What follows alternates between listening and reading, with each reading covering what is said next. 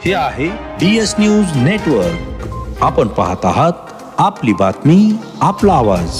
नमस्कार, मी दिनकर शिंदे. आपण पाहताय DS न्यूज. तुमचं मत माझं मत मध्ये आपलं स्वागत. आज आपण प्रत्यक्ष भेट द्यायला आलोय, तो म्हणजे बीड जिल्ह्यातल्या परळी तालुक्यातील स्वर्गीय लोकनेते गोपीनाथराव मुंडे यांची समाधी आणि शक्तिस्थळ असलेल्या गोपीनाथगड या ठिकाणी आपण भेट दिली. मित्रांनो, गोपीनाथगडाचं पूर्ण दर्शन मी तुम्हाला या ठिकाणी घडवणार आहे. गोपीनाथगडाचा परिसर, गोपीनाथगडातील निसर्गरम्य परिसर आणि त्यासोबतच गोपीनाथराव मुंडे साहेबांची समाधीस्थळ हे सुद्धा आपण या ठिकाणी पाहणार आहोत.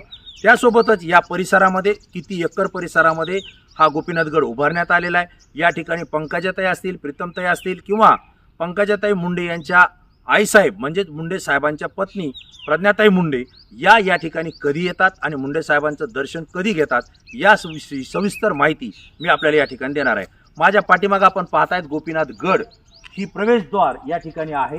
दोन प्रवेशद्वार आहेत, एक प्रवेशद्वार आतमध्ये येण्यासाठी आणि एक बाहेर जाण्यासाठी. अत्यंत एखाद्या गडाला, राजगडाला शोभल असं प्रवेशद्वार या ठिकाणी उभा करण्यात आलेलं आहे. आणि आपण पाहतोय की पूर्ण प्रवेशद्वाराच्या समोर ही निसर्ग दाखवणारी झाडे आपल्याला पाहायला मिळतात आणि यामुळं या परिसराला एक वेगळं रूप आपल्याला पाहायला मिळतंय. या परिसरामध्ये अनेक फुलांची झाडं आहेत, फळांची झाडं आहेत आणि विशेषतः नैसर्गिक आपल्याला सुख देणारी अशी अनेक झाडं, नयनरम्य परिसर आपल्याला हा पाहायला मिळतोय. आणि आवर्जून एक गोष्ट आपल्याला सांगेल की अत्यंत स्वच्छता या ठिकाणी आहे, शांतता आहे आणि उत्साहवर्धक वातावरण सुद्धा आपल्याला या ठिकाणी पाहायला मिळणार आहे. तर मित्रांनो, अधिक वेळ न घालता गोपीनाथगडाचं दर्शन आणि आपण घेऊ. त्यासोबत गोपीनाथगड कसा आहे हे सुद्धा मी तुम्हाला दाखवतोय. चला माझ्यासोबत. मित्रांनो, हा भव्य असा आणि प्रत्येक ठिकाणी आपल्याला हिरवळ पाहायला मिळते, झाडी पाहायला मिळते, फळबाग सुद्धा पाहायला मिळते. याच गोपीनाथगडाचं पूर्ण दर्शन मी तुम्हाला आज या ठिकाणी घडवणार आहे. माझ्या डाव्या बाजूला आपण पाहतोय या ठिकाणी सुद्धा वेगवेगळी झाडं लावलेली आहेत. त्यासोबतच माझ्या डाव्या बाजूला, उजव्या बाजूला आपण पाहतोय या ठिकाणी विविध फळांची झाडे आहेत. आमराई तयार करण्यात आलेली आहे आणि ही आंब्याची झाडं आपण या ठिकाणी पाहतोय. त्यासोबतच हा निसर्गरम्य परिसर आपल्याला पाहायला मिळतोय.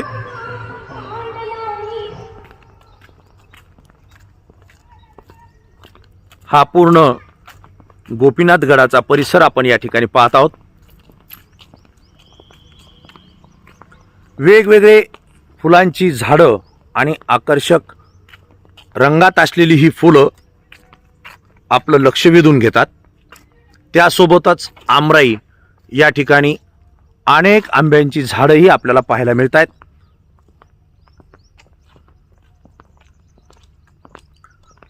सुसज्ज परिसर आणि स्वच्छता या ठिकाणी पाहण्यासारखी आहे.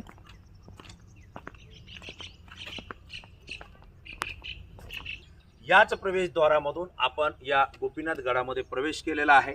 माझ्या डाव्या बाजूलाही आपण आमराई पाहिलेली आहे. अत्यंत परिसर स्वच्छ आणि निसर्गरम्य या ठिकाणी करण्यात आलेला आहे.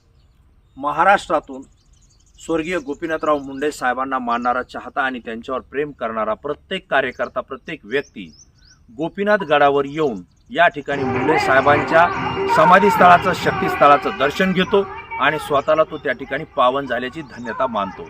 माझ्या उजव्या बाजूला आपण पाहतोय हा निसर्गरम्य परिसर या ठिकाणी आहे आणि जिथं आपल्याला जायचं आहे ते शक्तिस्थळ माझ्या उजव्या बाजूला आपल्याला या ठिकाणी दिसतंय. भव्य अशी स्वर्गीय लोकनेते गोपीनाथराव मुंडे साहेबांचे त्या ठिकाणी एक विराट आणि असा पुतळा आपल्याला पाहायला मिळतोय.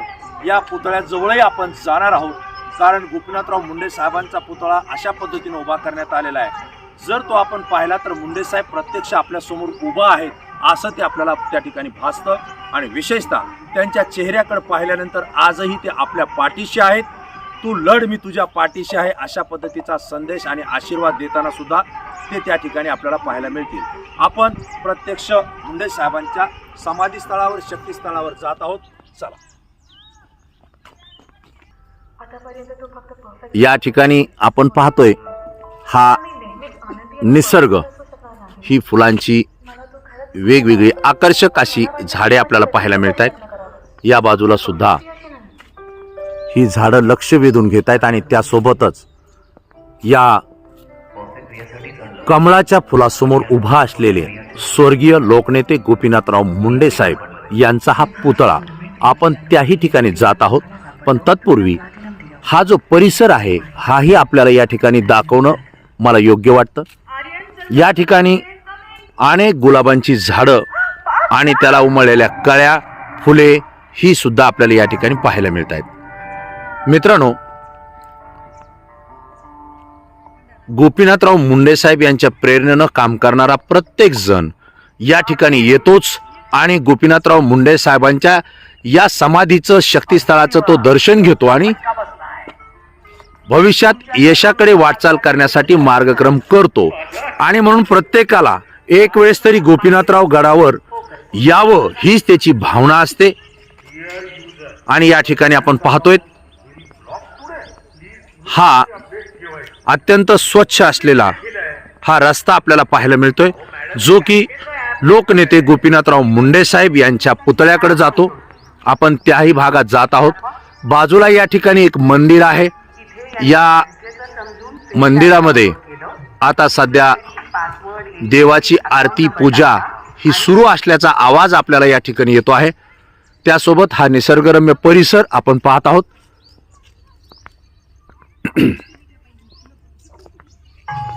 ही प्रत्येक ठिकाणी लावलेली फुलांची झाडे आणि यावर स्पष्ट शब्दात लिहिलेल्या सूचना, कोणीही फूल तोडू नये.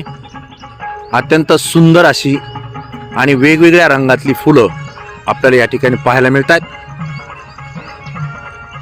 हा लाल रंगाचा गुलाब आहे. या ठिकाणी हा गुलाबी रंगाचा गुलाब आपल्याला पाहायला मिळतोय. त्यासोबतच ही पिवळ्या रंगाची वेगवेगळी फुले ही या परिसरामध्ये पाहायला मिळतात. याच बाजूला ऑक्सिजन देणारी आणि पवित्र मानले जाणारी तुळस याचीही रोपे आहेत. या ठिकाणी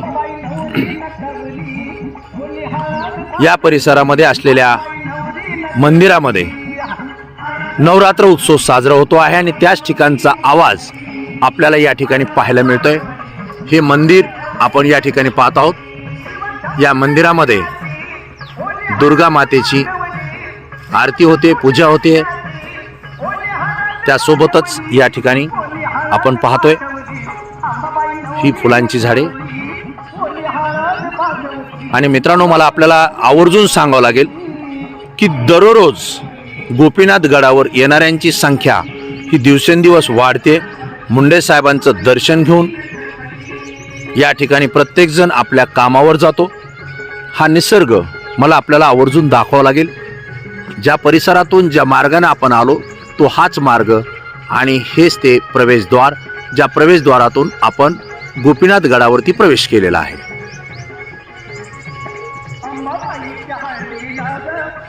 महाराष्ट्राच्या नेत्या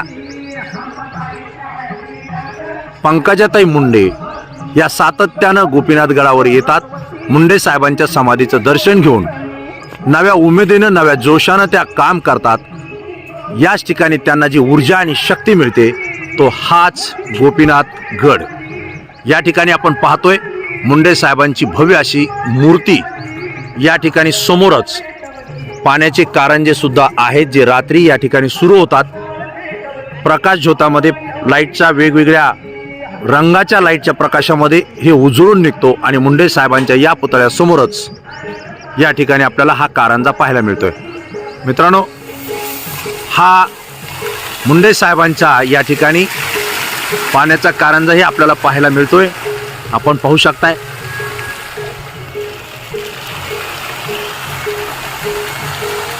अत्यंत आकर्षक आणि सुंदर नयनरम्य दृश्य हे आपल्याला या ठिकाणी पाहायला मिळतंय. आणि मित्रांनो, रात्रीच्या वेळी या ठिकाणी वेगवेगळ्या रंगीत लाईटच्या प्रकाश झोतामध्ये हे कारंजे सुरू होत आहेत. आपण पाहतोय मुंडे साहेबांचा हा पुतळा आपण, आणि त्या ठिकाणी पाण्याचे उंच उंच उडणारे फवारे जणू काही मुंडे साहेबांना या ठिकाणी पदस्पर्श करतायत. हा मुंडे साहेबांचा पुतळा जो स्वाभिमानाचं दर्शन या ठिकाणी घडवतोय. पुतळा पाहताना सुद्धा प्रत्यक्ष मुंडे साहेब आपल्या समोर उभे आहेत अशी जाणीव आणि भास या ठिकाणी होतोय. मित्रांनो, प्रत्येकालाच गोपीनाथ गडाची आस लागलेली असते, आतुरता लागलेली असते आणि 24 तारखेला दसरा आहे आणि या दसऱ्याचा दसरा मेळावा पंकजाताई मुंडे या घेणार आहेत. परंतु तत्पूर्वी खासदार प्रीतमताई मुंडे याच गोपीनाथ गडावर येऊन मुंडे साहेबांच्या समाधीस्थळाचं दर्शन घेऊन दसरा मेळाव्याकडे रवाना होत असतात. त्याची क्षणचित्र, त्याचा व्हिडिओ प्रत्यक्ष आपण पाहत आहोत. या ठिकाणी अनेक मुंडे साहेबांना मानणारा चाहता हा यायला सुरुवात झालेली आहे, हे पण आपण पाहतोय. या ठिकाणी आपण पाहतोय गोपीनाथ गडावरती मुंडे साहेबांच्या दर्शनासाठी हे शालेय विद्यार्थी असतील, तरुण असतील, या ठिकाणा येऊन परत निघालेले आहेत. याच कमळ असलेल्या आकाराच्या भव्य वास्तूमधून, भव्य इमारतीमधून आपण प्रवेश करणार आहोत. तत्पूर्वी या ठिकाणी अनेक जण स्वर्गीय लोकनेते गोपीनाथराव मुंडे साहेब यांचं दर्शन घेण्यासाठी या ठिकाणी येत आहेत.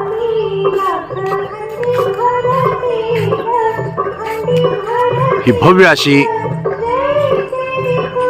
शक्ती इमारत, ज्या ठिकाणी मुंडे साहेबांची समाधी आहे, आपण त्या ठिकाणी जात आहोत.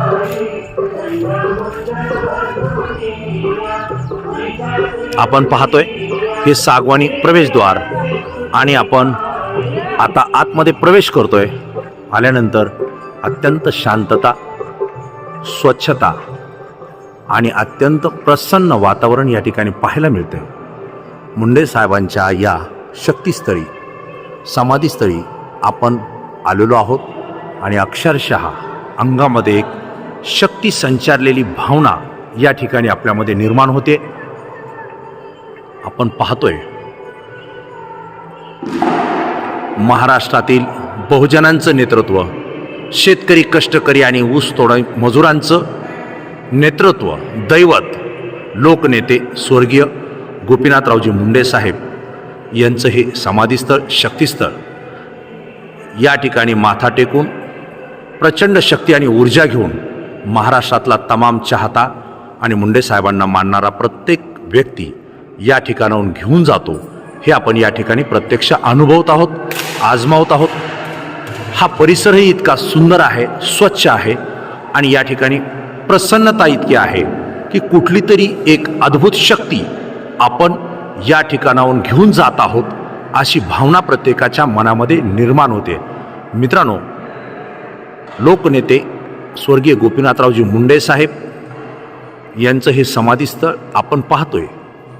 हा हॉल आणि हा वरती गोल असलेला घुमट, जो की प्रचंड उंच आहे, आकर्षक आहे.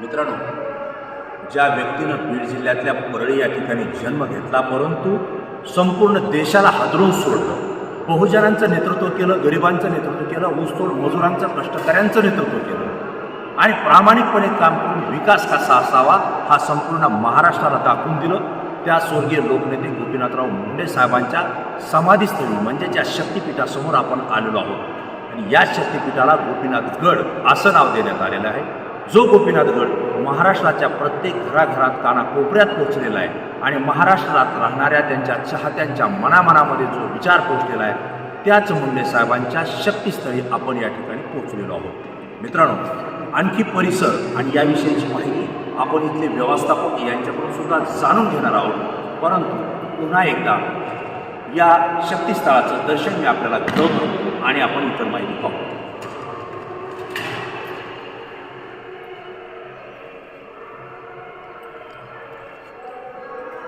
मुंडे साहेबांचा नेहमी संदेश असायचा, मी उतणार नाही, मातणार नाही, घेतला वसा टाकणार नाही. आणि अगदी तेच शब्द या ठिकाणी कोरलेले आहेत. पुन्हा एकदा आपण त्याचा उल्लेख करू, मी उतणार नाही, मातणार नाही, घेतला वसा टाकणार नाही. आणि अगदी शेवटच्या क्षणापर्यंत मुंडे साहेबांनी हा घेतलेला वसा कायम ठेवला आणि त्याच पद्धतीनं सातत्यानं आयुष्यभर गोरगरिबांच्या सेवेसाठी, कष्टकऱ्यांच्या सेवेसाठी काम केलं. त्याचे तुम्ही आम्ही साक्षीदार आहोत. आज त्यांच्या कन्या असलेल्या भारतीय जनता पार्टीच्या राष्ट्रीय सरचिटणीस पंकजाताई मुंडे असतील किंवा बीड जिल्ह्याच्या खासदार प्रीतमताई मुंडे असतील, यासुद्धा याच विचारानं काम करतायत. दुसऱ्या बाजूला आपल्याला एक नामफलक परत दिसतोय आणि यावरती स्पष्ट अक्षरात लिहिलेलं आहे, मी थकणार नाही, मी रुकणार नाही, कोणासमोर कधीही झुकणार नाही. मित्रांनो, हे शब्द सातत्यानं आपल्या कानी पडतात, ते म्हणजे पंकजाताई मुंडे यांच्या तोंडून. कारण ते नेहमी सांगतात, मी थकणार नाही, मी रुकणार नाही, कोणासमोर कधीही झुकणार नाही. एवढंच नाही तर यापुढे रडायचं नाही तर लढायचं, हा संदेशसुद्धा पंकजाताई मुंडे या सातत्यानं आपल्या चाहत्यांना, आपल्या कार्यकर्त्यांना, आपल्या पदाधिकाऱ्यांना देताना पाहतो. आणि हे विचार आणि हे साहस, हे धाडस, ही हिंमत ज्या व्यक्तीनं त्यांच्या जीवनामध्ये आणली आणि लाखोंचं जीवन बदलून टाकलं, तेच व्यक्ती अनेकांचं दैवत असलेले स्वर्गीय लोकनेते गोपीनाथराव मुंडे साहेब. मुंडे साहेब सभेला यायचे, मुंडे साहेब कार्यक्रमाला यायचे, मुंडे साहेब कुणाचं सुख दुःख वाटून घेण्यासाठी येत होते. तेव्हा मात्र प्रत्येकाला आपलं दुःख कमी झाल्याची भावना त्या ठिकाणी सातत्यानं वाटत होती. प्रत्येकाला धीर आणि आधार वाटत होता. त्याच मुंडे साहेबांच्या शक्तीस्थळी, समाधीस्थळी आपण आलेलो आहोत. आपण पाहतोय की त्यांचे अनेक चाहते दररोज दैनंदिन या ठिकाणी येतात, दर्शन घेतात आणि मुंडे साहेबांचा आशीर्वाद घेऊन आपल्या कामाची सुरुवात करतात. मित्रांनो, हे महाराष्ट्रामध्ये आणि देशामध्ये दुसरीकडे असे चित्र आपल्याला पाहायला मिळत नाही. कारण अनेक राजकारणामध्ये अनेक राज्यकर्ते आले गेले, परंतु समाजासाठी काय केलं, गरिबांसाठी काय केलं, याचा अभ्यास आणि याची गोळाबेरीज करताना कुठंतरी ते कमी पडतायत. आणि मुंडे साहेब हे प्रत्येक ठिकाणी आपल्याला जड झालेले पाहायला मिळत आहेत. मुंडे साहेबांनी काय जोडलं तर मुंडे साहेबांनी माणसं जोडली, हे आपण सातत्यानं पाहत आलेलो आहे. आणि येणाऱ्या 24 ऑक्टोबरला जो दसरा मेळावा पंकजाताई मुंडे यांच्या उपस्थितीमध्ये होणार आहे, याच ठिकाणी मुंडे साहेबांच्या परिवारानं जोडलेली माणसं आपल्याला पाहायला मिळणार आहेत. त्याचंही दर्शन आपण DS न्यूज चॅनलच्या माध्यमातून घडवणार आहोत. मित्रांनो, पुन्हा एकदा लोकनेते गोपीनाथराव मुंडे साहेबांचं हे समाधीस्थळ, शक्तीस्थळ गोपीनाथ गडावरती आपण पाहत आहोत. या माता भगिनी सुद्धा या ठिकाणी येऊन आपला माथा टेकून मुंडे साहेबांचा आशीर्वाद घेत आहेत.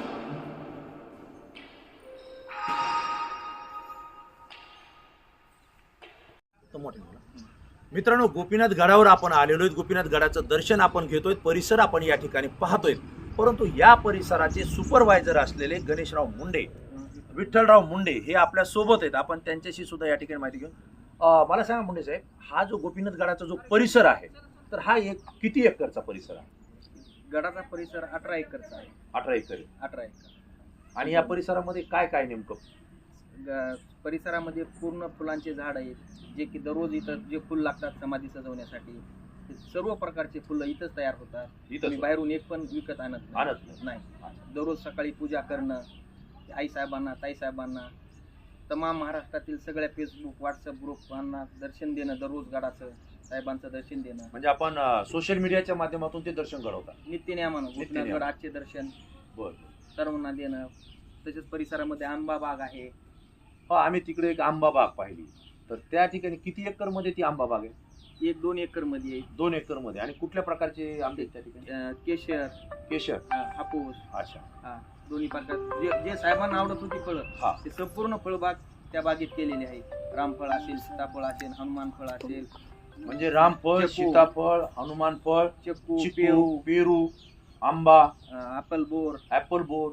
म्हणजे जे जे मुंडे साहेबांना फळं आवडत होती, त्या फळांची पूर्ण बाग या गोपीनाथ गडावर केली. मला सांगा, हे निसर्गरम्य जी झाडं आपल्याला या ठिकाणी पाहायला मिळत आहेत, तर याच्यासाठी म्हणजे रोज पाणी देणं, निगा राखणं, हे किती लोक काम करतात या ठिकाणी? माझ्या सहित 12 लोकांची टीम आहे. 12 लोकांची टीम संपूर्ण. काही वॉचमेन, सुरक्षा गार्ड राहतात, ते सगळे मिळून आम्ही 12 जणांची टीम आहे, सगळं देखरेख म्हणजे करायचं. दररोज मग ते continue. ड्युट्या बदलून तुम्ही काम करा. ड्युट्या बदलून काम करणार. मला सांगा, पंकजाताई असतील, प्रीतमताई मुंडे असतील किंवा आईसाहेब असतील, या ठिकाणी नेहमी म्हणजे कोणत्या वेळेत येतात किंवा कधी येतात? ज्यावेळेस ताईसाहेब आईसाहेब परळीला येतील त्यावेळेस सर्वप्रथम अगोदर गडाला येऊन दर्शन करूनच नंतर घरी जातात. म्हणजे रात्रीचे दर्शन 12 वाजू 2 वाजू परळीमध्ये आल्यानंतर अगोदर दर्शन आणि नंतरच घरी जाणार. नंतरच घरी. मला सांगा, आता या ठिकाणी कधी सभा किंवा असं धार्मिक कार्यक्रम किंवा काही सप्ताह असं काही होतं का? दर महिन्याच्या पौर्णिमेला इथं भजन असतं आणि मग 2 कार्यक्रम तर मोठेच असतात, 3 जून आणि 12 डिसेंबर. 3 जूनला काय असतं? 3 जूनला पुण्यतिथी आणि 12 डिसेंबरला साहेबांचा जन्मोत्सव. 12 डिसेंबर साहेबांचा जन्मोत्सव या ठिकाणी मोठ्या प्रमाणावर होतो आणि 3 जूनला साहेबांचं त्या ठिकाणी आपल्यात राहिलेले नाहीत, तो दिवस सुद्धा पुण्यतिथी म्हणून या ठिकाणी मोठ्या प्रमाणावर साजरा केला जातो. आणि आता दसऱ्याला इथून मोठी रॅली जाते. पंकजाताईंच्या नेतृत्वाखाली जो दसरा मेळा होतो सावरगाव घाटला इथून मोठी रॅली जाते. मोठी रॅली जाते. इथं पण दसरा उत्सव साजरा होतो. इथं पण दसरा उत्सव. हा. मी आता एक पाहिलं इथं की राज्यातल्या अनेक जिल्ह्यातले लोक इथं येऊन दर्शन घेत आहेत. हे दररोजचं चित्र आहे काय? कमीत कमी एक 800-900 आमच्यापाशी विजिट असतो गेटला. कुठून आले, किती आले, पूर्ण महाराष्ट्राच्या बाहेरून सुद्धा, तेलंगणा, कर्नाटक, खाली आदिलाबाद, संपूर्ण लोक इथं म्हणजे बहुजन वर्ग जवळपास 800-900 लोकांचा इथं येणं जाणं असतं कंटिन्यू आणि दर्शन घेऊन जातात. हा. आता आम्ही सुद्धा पाहिलं, अत्यंत परिसर स्वच्छ आहे, निसर्गरम्य आहे. तर ही सगळी तुमची सगळ्यांची मेहनत आहे. परंतु या शक्तीस्थळावर आल्यानंतर आता आम्ही सुद्धा अनुभवतोय की मुंडे साहेबांच्या समाधीचं दर्शन घेतलं तर एक शक्ती ऊर्जा निर्माण झाल्यासारखी होते. तुम्ही तर सातत्याने इथं राहताय, तर तुम्हाला काय अनुभव मिळतो या परिसरामध्ये आल्यानंतर? इथं सकाळी जरी आम्ही आलं तर आमचा दिवस कसा गेलाय आम्हाला सुद्धा कळत नाही. आणि सकाळी एखाद्या वेळेस जरी इकडं नाही, माझी कुठं असं वाटतं की पूजा करूनच बाहेर जावं. अच्छा, म्हणजे तुम्ही आल्यानंतर तुम्ही इथं दिवस पूर्ण असतात आणि पूजा केल्याशिवाय तुम्ही इथून जात नाही, तुमचं मनही बाहेर जात नाही. मित्रांनो, आपण पाहतोय मुंडे साहेब या ठिकाणचे सुपरवायझर आहेत. त्यांनी या पूर्ण गोपीनाथ गडाविषयी आपल्याला माहिती दिलेली आहे. या ठिकाणी लावलेले परिसरामध्ये जी झाडं आहेत ती सुद्धा आपण पाहतोय आणि आपल्याला सोनचाफ्याची झाडं या ठिकाणी पाहायला मिळतात. मुंडे साहेब, मला एक विचारायचं आहे आपल्याला की सोनचाफ्याची झाडं तर आहेत, निसर्गाची झाडं पण आपल्याला पाहायला मिळतात, पण या ठिकाणी जे काही आपल्याला स्टेडियम सारखं बनवलेलं हे काय नेमकं? हे सांस्कृतिक छोटे मोठे कार्यक्रम इथंच होतात या ठिकाणी. या ठिकाणी बसण्याची सुद्धा व्यवस्था, बसण्याची सुद्धा व्यवस्था. म्हणजे किती लोक या ठिकाणी बसू शकतील? 1000 ते 1500 लोक बसतात. 1000 ते 1500 लोक बसतात. आणि सांस्कृतिक कार्यक्रम म्हणजे नेमके कुठले कुठले कार्यक्रम होतात? एक धार्मिक कार्यक्रम, उदाहरणार्थ मला आता उद्या पौर्णिमेचं भजन करायचंय, कीर्तन करायचंय. म्हणजे गडाविषयी काही माहितीची मीटिंग असेल ताईसाहेबांची, म्हणजे कीर्तन असेल, भजन असेल किंवा पंकजाताई लोकांशी जे संवाद साधतात तर तो याच ठिकाणी साधतात. आपण ते सुद्धा स्थळ या ठिकाणी बघणार आहोत, कारण संपूर्ण महाराष्ट्र पाहतोय. महाराष्ट्राच्या बाहेरचा प्रेक्षक हा DS न्यूज चॅनलवर आपली पूर्ण गोपीनाथ गड पाहतोय. आणि आपण गोपीनाथ गडावर येण्याचं कारणही असे की 24 ऑक्टोबरला दसरा होतोय आणि या दसऱ्यानिमित्त एक मोठा मेळावा पंकजाताई सावरगाव या ठिकाणी घेत आहेत. आणि म्हणून प्रत्येक जण गोपीनाथ गडाचं दर्शन घेऊनच सावरगडाकडे जातोय, म्हणजे त्या शक्तीगडाकडं. आणि म्हणून आम्ही सुद्धा या ठिकाणी आवर्जून आलोय. आपण पाहतोय या ठिकाणी गोपीनाथ नाव लिहिलेलं आहे आणि प्रत्येक मुंडे साहेबांचा जो भावमुद्रा आहे, फोटो आहे, तो आपल्याला या ठिकाणी पाहायला मिळतोय. मी कॅमेरामॅनला सुद्धा सांगेन की आपण गोपीनाथ या नावापासून ते ठ पर्यंत जेवढे फोटो दिसतील हे आवर्जून या ठिकाणी दाखवावं, कारण या प्रत्येक फोटोचे साक्षीदार मुंडे साहेबांचा चाहता या ठिकाणी आहे आणि तो प्रत्येक फोटोमध्ये आपल्या साहेबांना या ठिकाणी पाहतोय. ज्या ज्या फोटोच्या वेळी तो साक्षीदार असेल त्याला तो प्रसंग आणि मुंडे साहेबांचे शब्द आपल्या कानामध्ये पडलेले आठवतात, हेही आपल्याला या ठिकाणी त्याची जाणीव आहे. मित्रांनो, हा या ठिकाणी परिसर तर आपण पाहतोय, निसर्गरम्य तर पाहतोय, पण या ठिकाणी जवळपास 1000 ते 1500 लोकांच्या बसण्याची व्यवस्था सुद्धा करण्यात आलेली, की ज्या ठिकाणी मुंडे साहेबांच्या दर्शनासाठी आणि पंकजाताईंचे विचार ऐकण्यासाठी जो वर्ग या ठिकाणी येतो, जो व्यक्ती या ठिकाणी येतो, तो याच ठिकाणी बसतो आणि त्यांचे विचार ऐकतो. हे मला आपल्याला या ठिकाणी आवर्जून सांगावं लागेल. मित्रांनो, आज आपण गोपीनाथ गड या पूर्ण परिसराची माहिती पाहिलेली आहे. पूर्ण परिसराचं आपण निरीक्षण या ठिकाणी केलेलं आहे आणि या ठिकाणचे सुपरवायझर मुंडे साहेब यांनी सुद्धा आपल्याला सखोल अशी माहिती दिलेली आहे. आपण पाहतोय की या परिसरामध्ये एक भगव्या रंगाचं कमळ उभा करण्यात आलेले. वास्तविक पाहता याच कमळाच्या छत्राखाली मुंडे साहेबांनी राज्यभर काम केलं, देशभर काम केलं.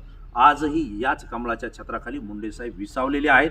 परंतु जरी ते विसावलेले असले तर आपल्या आशीर्वादाची आणि मायेची सावली तमाम महाराष्ट्रातल्या त्यांच्या चाहत्या वर्गावर, प्रेम करणाऱ्या व्यक्तींवर ते सातत्यानं देत आहेत. याचा अनुभव आपण घेतोय. मित्रांनो, गोपीनाथ गडाची माहिती मला आपल्याला देणं या ठिकाणी योग्य वाटलं, मी दिलं. आपल्याला गोपीनाथ गडाची माहिती कशी वाटली, हा व्हिडिओ कसा वाटला याविषयी आपण निश्चितपणे या व्हिडिओच्या खाली आपल्या कमेंट्स निश्चित द्या. कारण मित्रांनो, तुमच्या प्रतिक्रिया संपूर्ण महाराष्ट्र पाहतोय आणि तुमची प्रतिक्रिया आमच्यासाठी सुद्धा अत्यंत महत्त्वाची आहे. पुन्हा नवीन विषय, नवीन मुद्दा घेऊन आपल्या समोर येईल. तोपर्यंत धन्यवाद.